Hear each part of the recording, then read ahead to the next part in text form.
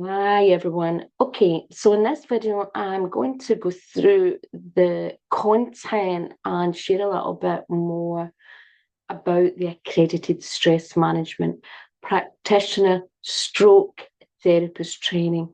And I'll tell you a little bit more about that later in the video.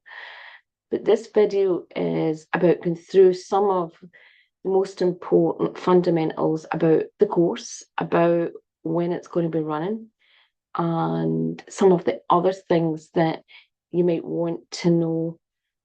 Like we have some assessments, some case studies, and just the general content and the background of why I have included certain content in the course. Also wanted to share why I've changed. I used to do the relaxation therapy training and then people could go on and do the stress management, but it's different now. And the accredited stress management practitioner training is open now to everyone because I have included some of the relaxation in the live training, but also as some extra self study. So let's explore. So this is the ultimate holistic approach to anxiety and stress resilience for coaches, therapists, health professionals, and employers. And why I'm calling it the ultimate stress management training is one of the things that I saw in my own journey was a lot of stress management training, which I would say was very bitty. It would have certain things, or maybe a lot of really old fashioned approaches, or just some modern approaches that maybe were not suitable for certain types of clients and situations. And I believe in more a holistic approach to anything that's to do with health and well-being. I believe in a holistic approach to anxiety and stress resilience, and giving students and clients, the most suitable tools for them. Because one of the things that I learned along my own journey as someone with a lot of health challenges and some disabilities was that the cookie size fit approach that is often pushed today in a lot of things is not always right for everyone. And I am very much about safe and effective practice and making sure that anyone that's going to be supporting people with their mental well-being and emotional well-being, that they do have a good combination of skills, okay, and they're not trying to force certain skills onto people that actually may cause them problems. One of the things that I know is that just to do with the way a lot of training is today, many people do a lot of fast track training. And I understand it from one point of view because a lot of these things, everything's unfortunately, no matter if we like it or not, time is money. And for businesses even that are often training, some companies and some people don't want to be training a lot of things. We've got into a time in the modern world where people just want things now, but that can often come at a cost to the people that they're working with. And I've created this course out of over 30 years of study in many different stress management, meditation disciplines, and holistic disciplines. And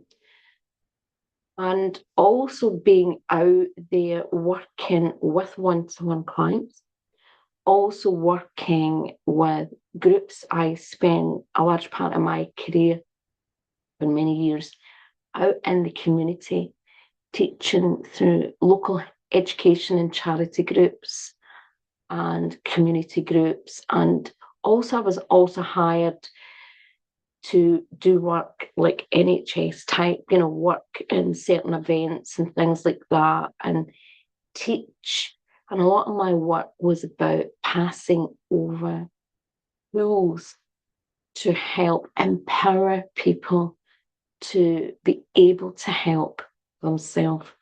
I saw a lot in the healing and the therapy industry where they created a lot of codependency issues.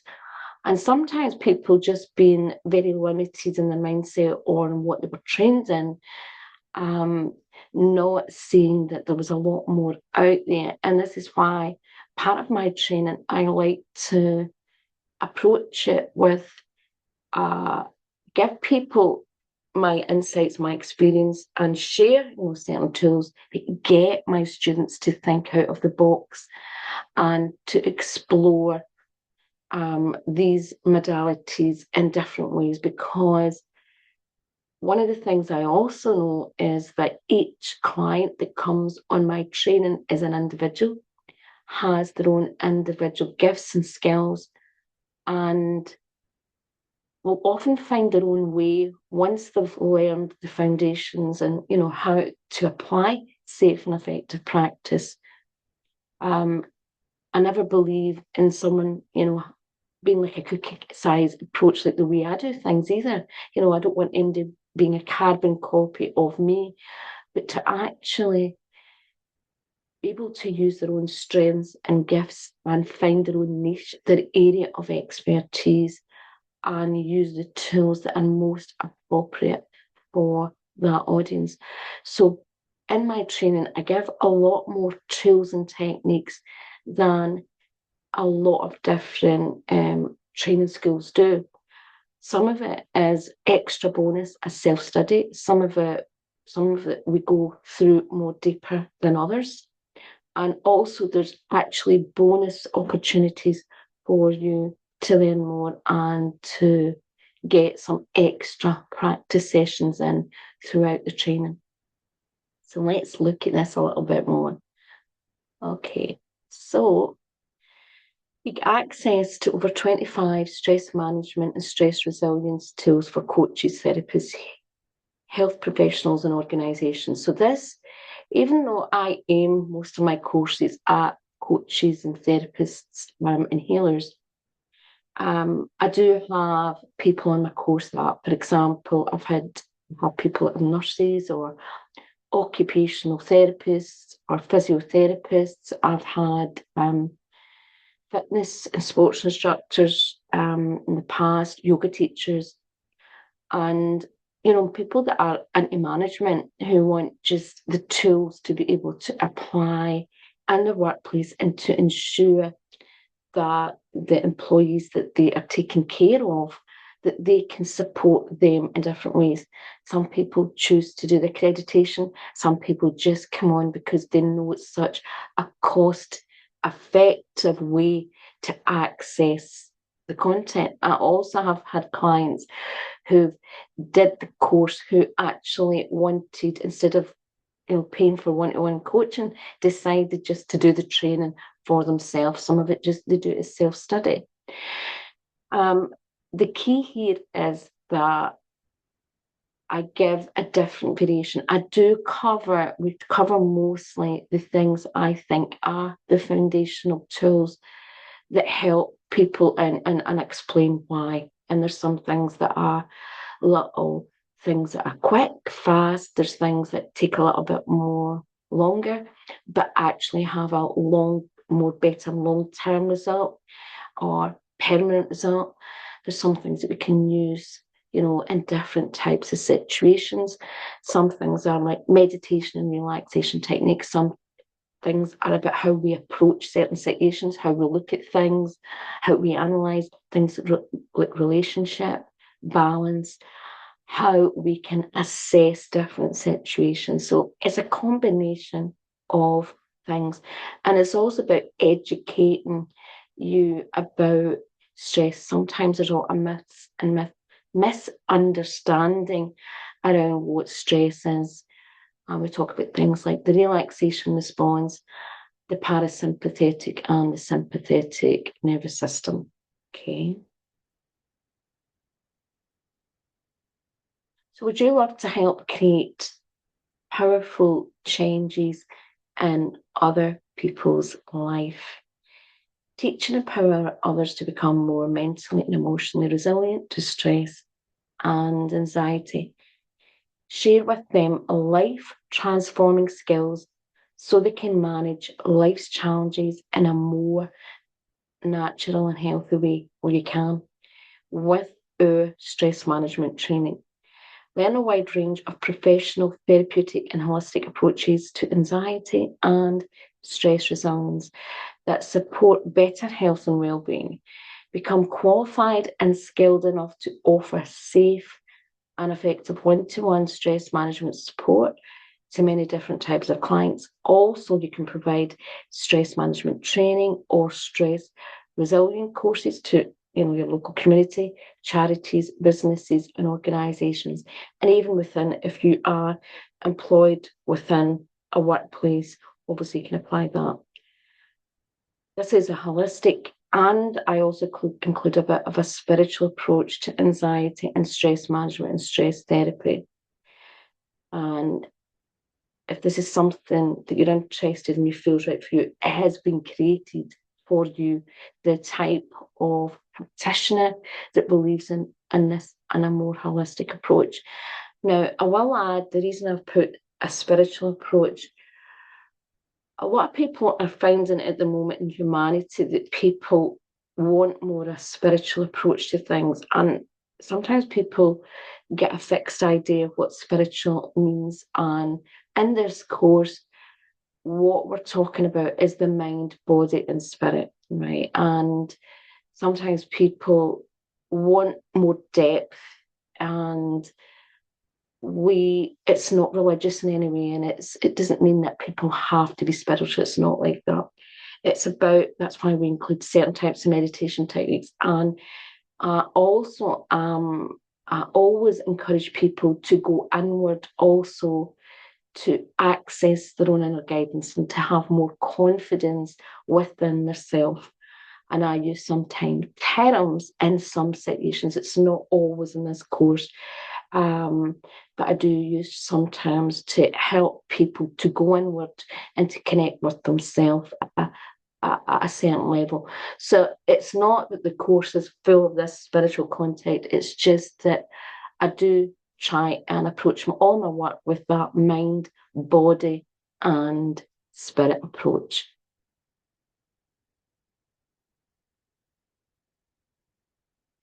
Now, sometimes I have clients who've never done any therapy or coaching or healing, but they're looking for a new career. So this is an opportunity to begin a new inspiring career or up-level your coaching, personal development, or therapy skills. So if you're considering being self-employed and you would love to go out and do something and you're looking for extra skills and considering a new career to go out where you can empower others and help others, this can give you the tools and the techniques to be able to start and set something up. And there's a lot of different ways you can do that. You can go and offer organisation classes and workshops, training, and even one-to-one support after this training.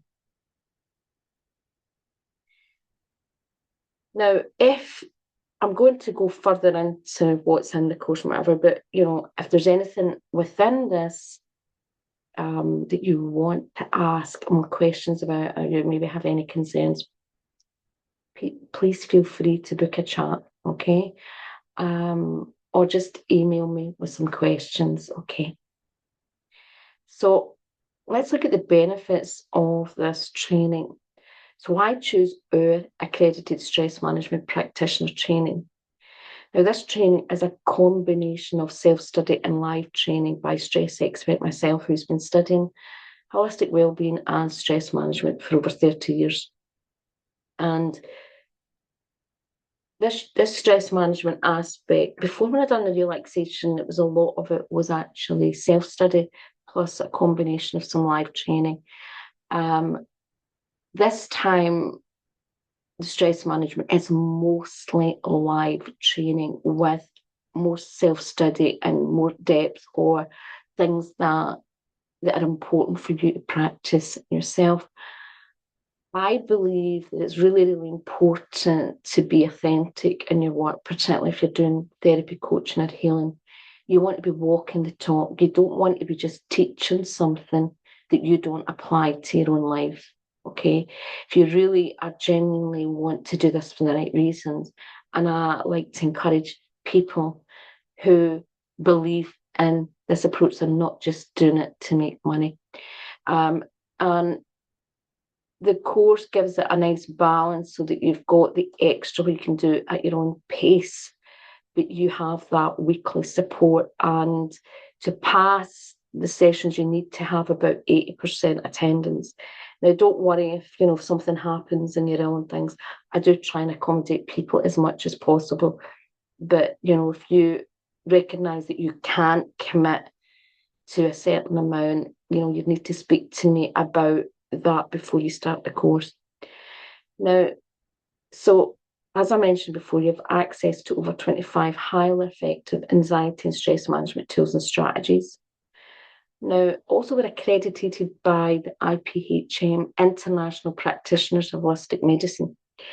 Now, I actually planned before to have a lot of my training accredited through the colleges, because my qualifications are in stress management at university level, and I've done lots of different training, so that wouldn't be a problem. But unfortunately, just because I am self-employed, I'm not a limited company where I have lots of other people on my board or anything, and that actually sometimes can, and I don't do the business as a physical business, it's an online business.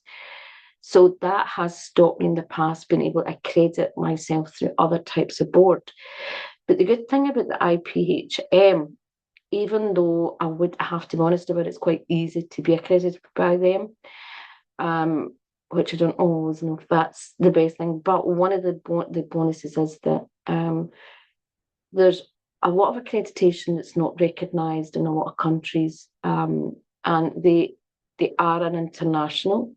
You have to check that your country, it would be accepted, but you can also get discount insurance and things that, particularly for the UK, again, you have to check, will you get insurance for your needs? And this is one of the reasons why also the course is not just called, I put it as practitioner. If you want to have therapist on your training, you can have it. But one of the things that I would add here is that, like certain countries, like America, you can't call yourself a therapist unless you are, I think, say it's like a psychotherapist and you've done at least 4 years and you've got your degree and you've done certain things. So there's certain countries that have certain requirements about the terminology. Another one you can put is trainer, because you are going to learn how to actually teach, and I will be including some bonuses on that. But one of the things is it depends on what you really want to do. For example, some people that just want to go out into the workplace and be a trainer, that term may appear better for them to do that type of work, and they may already have skills that are a good combination.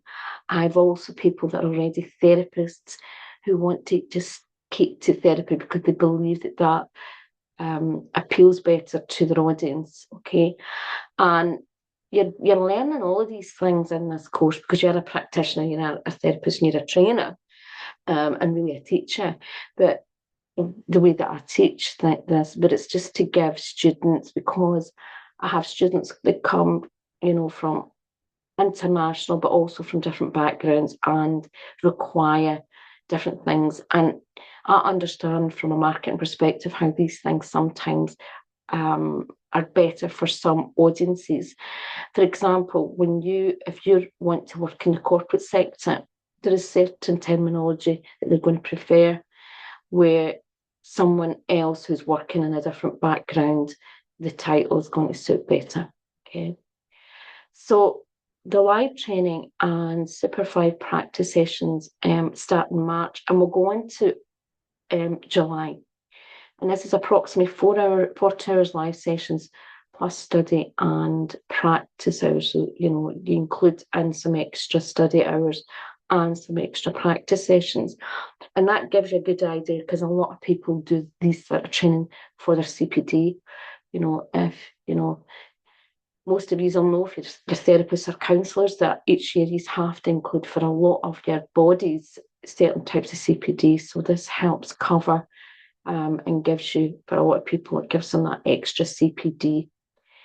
Also, I will add that what I like to do is always allow for another extra couple of weeks, because sometimes what happens when we're doing the course, something comes up, or students maybe require, because sometimes I like to have that students can get extra support, and if there's things that come up, that we can do some extra sessions and things.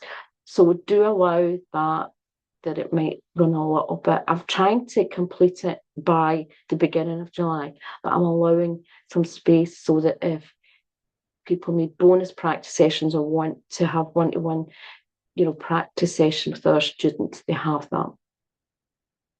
Now, I've been providing stress management for over 20 years, right? And I've been studying health and stress management since the early 90s. And I've actually been studying personal development since the 80s. My father was very into personal development, self-development. And for some reason, as a teenager, I gravitated towards that. That's a whole other reason. So I started studying a lot of things. I was quite young when I started studying a lot of self-development stuff. But I started really getting into things when I actually started to become really seriously ill in my 20s. It was a life, a lifesaver in so many different ways. And that was how I got into it. And I studied many, many things. And I have to be honest, I spent insane amounts of money in learning, but it was also because I was looking for answers and help for my own story. Sometimes also I was fortunate enough to get funding and things like that for some of my training, which, did help me. Now, you also get a lot of bonus self-study modules and case studies and assessment requirements. So that's included. You get your certificate, right? And obviously accreditation is different in every country. So you, as I said before, I'm under the IPHM, but you get your certificate. Once, if you complete all this and pass, you'll get your certificate as a stress management practitioner, stroke trainer. But if you want stress management therapist, I'll put that on. I can put also stress management practitioner and therapist, if that helps. One of the things that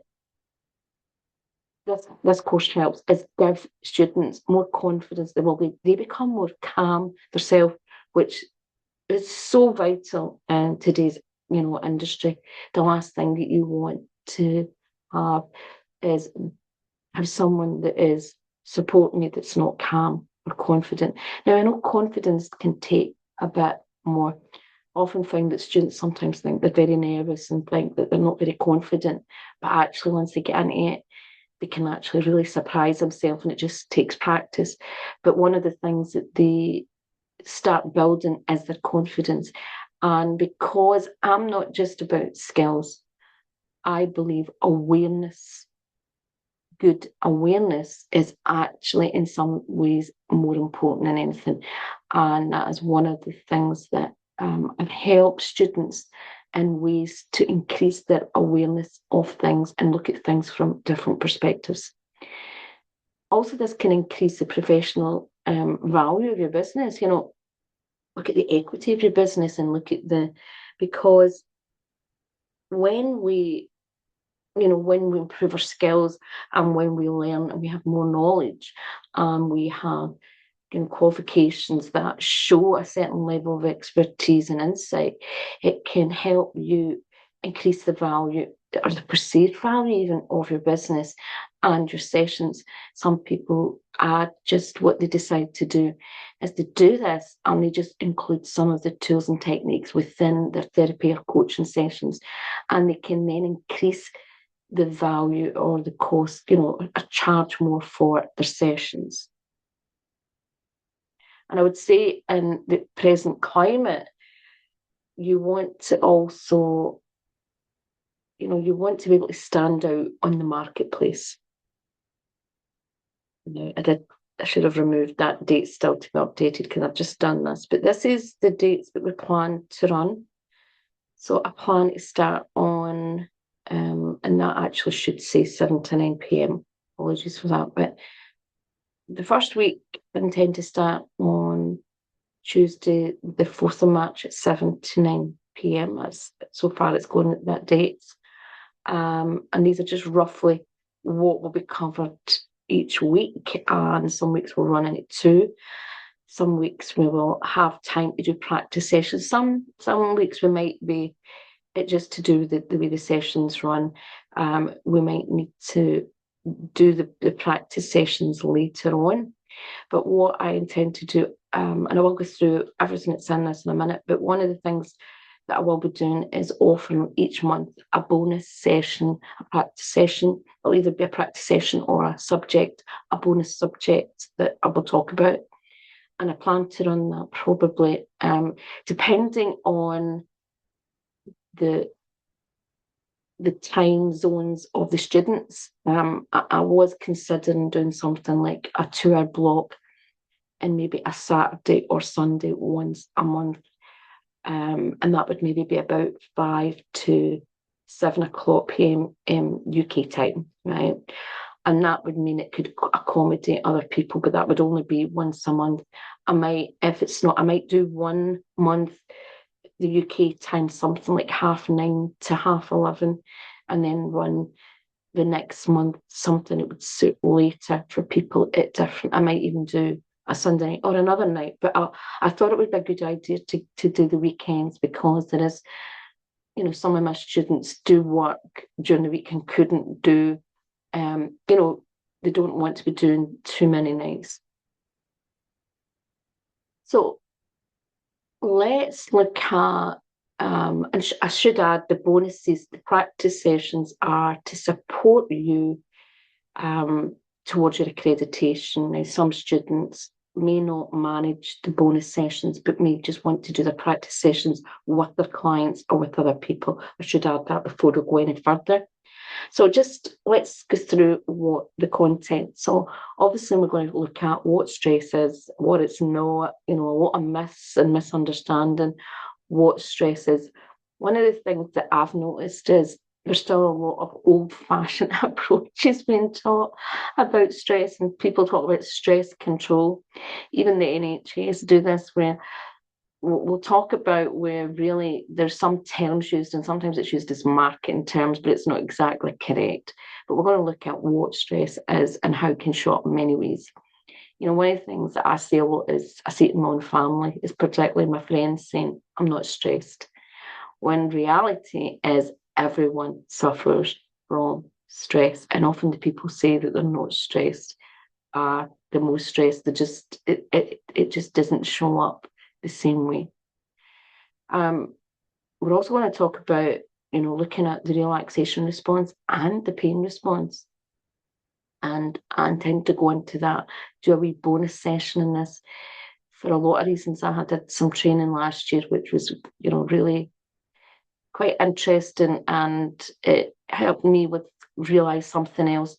And I think this can be very beneficial for a lot of people, because one of the things that happens is when you're out helping people, you're not just helping people with stress. Lots of people are stressed because they have pain, and their stress increases their pain or can be the cause of their pain, and it can become like a chicken and an egg scenario.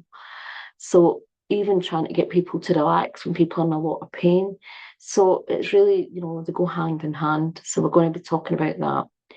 We're going to be looking at lots of different types of relaxation therapy, and that is, an area of a specialty of mine, and will be extra modules and things for you to be able to study that in more detail. And I'll have some bonus sessions that you can join in to actually feel the benefits, and get more practice yourself.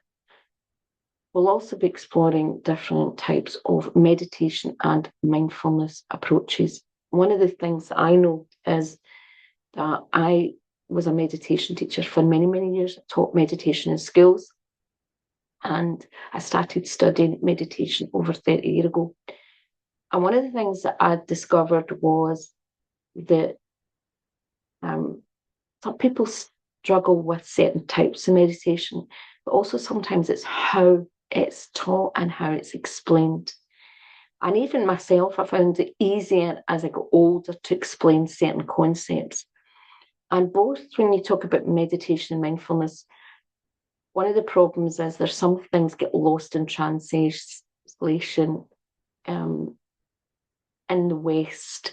And a lot of things have been, how could you say, adapted to suit the West. And I like to combine traditional meditation with more modern approaches. And I teach really short type meditations. Plus, I also encourage people to do more longer types of meditation for different reasons. And that's why you learn a variety of tools, and that's why it's covered over 2 days. I don't do as much in mindfulness. I do give you extra content because some of it can be quite self-explanatory, and there is so much out there about mindfulness. But one of the things I do understand is that sometimes certain types of meditation techniques is not the best approach for certain type of mental health challenges at certain times, or grief and things. So we go into that, what techniques and what approach you're better using. Okay. So module 5, we're looking at a more holistic approach to stress management, because sometimes one of the things that I see this in the holistic and healing industry and even spiritual industry, that people just look at stress just from the mental perspective. And we look at holistic, stress from a wider perspective. And we also look at things in the healthy life work balance, which is, most coaches will use these approaches. There's different ways you can do it, but we will look at and combining it with different approaches, because one of the things that I'm all for is not just, there's a lot of older techniques out there, but it's how people use them. And sometimes you can use these things in a lot of different variety of ways. And that gives you more versatility in certain situations. And sometimes you have time to go in really deeply in certain situations, and sometimes you don't. Sometimes you have to adapt. Sometimes you have to fit something to a group situation that would previously been a one-on-one situation. I also include some basic principles in CBT, and this is so important to add that obviously you're not going to be a CBT practitioner. These are just tools, some of the things that you can apply to help clients. One of the things that I used to get was a lot of, I studied CBT at university, and one of the things that I found quite interesting was that I get so many clients that went to the NHS for cognitive behavioural therapy, but were never really taught certain tools to actually apply in their own life. They went for CBT, but they were actually not given the tools. And I'm all for giving people certain simple tools that are, and you being able to hand over the tool to the client. And there's ways that we can do that without us having to be a certain type of practitioner, right? We're going to look at relationship analysis and how you can help people identify things that they maybe are not seeing, and things in their life or even in their work environment. And this can be used in workplaces to assess certain relationship dynamics and certain things that are maybe certain links in workplaces and things that may be causing certain problems. This can be used for all sorts of things. So looking at more stress at work, and how to support workplaces where, to try and make themselves more, more a more healthier environment, but also be more aware, because sometimes it's just awareness is the problem. we're going to look at things like time management and how that can be useful for our own lives and can be useful for our clients. And one of the things that I've included is a bonus, and I actually give you one aspect of this is actually a gift from me. But I teach a bit of NLP. It's just some NLP. I don't go into it too much, but it gives some useful strategies that can help clients. But I also include some quantum mind techniques. Now, the reason I give you it as a gift, I studied quantum entrainment, and I studied it for quite a few years, but to do with the way that they work, it's like being a meditation teacher, really mastering something, right, over a period of time. And you were supposed to be able to do your so many levels and then be able to become a practitioner. And suddenly they changed the rules halfway through, and you could only become a practitioner. The rules, how you do them, would only be so many picked a year. I need to go abroad and do certain things. And it just was one of the reasons why I never became a full practitioner of it. So one of the things I can do is I can teach people certain techniques as gifts and bonuses, but I can't actually, well, some aspects of it, that's what I'm going to say. Now, I do also, and I do add my own slant to these things because, if you've been a practitioner of lots of things for many years, you can sometimes see other things that you can do. So I do have my own slant things, but I do, that's one of the reasons why it's given as a gift and it's classed as a bonus, right? So also what I wanted to include in this is I explained, that I like to give some space at the end just in case we have to go over anything. Because sometimes in sessions we end up discussing something or someone needs clarification and sessions go on that we might need to cover something else again, or you also want to get that practice with other fellow students to get more confident, but also to contribute towards your case studies. So practice sessions will run then from the 10th to the 1st of July, so that's the 10th of June to the 1st of July, but I'm giving some room in some July dates if there is anything else that needs or anybody feels they need some extra support. I'm also going to be covering bonus topics, and I plan to do them either at the weekend bonuses, or just as I think the brain smudging and the pain and neurological issues is better as a live session because I think there's going to be a lot of questions about that. The sleep therapy will be included. There's stuff about that self-study, but I might do another bonus on that. So let's look at what you need to pass this course. And don't panic because I do give a lot of support. So you're looking for about 8% live attendance. And as I said, if you think you can't attend the live, you'd have to speak to me. Some therapists are coaching and things. A lot of people sometimes do courses with me and they've covered actually some of this already, the content, just to do other training. So speak to me about it. Obviously, if you end up ill, I do try and come and go, but obviously I have to be seeing that people are attending, because I can assess people just even by questions and the way people are interacting as well. And I like to do that, include that as part of the accreditation. So you want to have at least 20 hours of practice and case studies. So as I said, I'm trying to include some of that with getting as much your practice in with students, right? But you want to have 4 case studies of 5 sessions. So say, for example, if you manage to at least do all the practice sessions and you team up with another student, right? You can put that towards one of your case studies. And if we have time through, you might be able to manage 2. Depends on how many you attend. And what I would encourage people is to try and get some practice sessions done when they're going through the course. And that means then by the end of the course, you've built your case studies up. Also, 2 one-hour workshops. And what that means is that you can do it for your fellow students. But what I would encourage you better to do is actually to do it for a charity or organisation. It might be for your place of work, Basically, you talk about two subjects. You do it now. It could be like something like an introduction to stress, or it could be, it doesn't have to be anything really complicated. It's to show that you can teach and take a workshop, right? And you can do it in a Zoom session, and I talk about, and I'll give you support with that area, right? You also need a one-to-one assessment. Now, my assessments are not that formal. It's a different type of assessment I do. And what I tend to do is when you are halfway through your case studies and you've kind of completed most of the course, you could be, you can still be, you could be quite near us finishing the course when you get this assessment.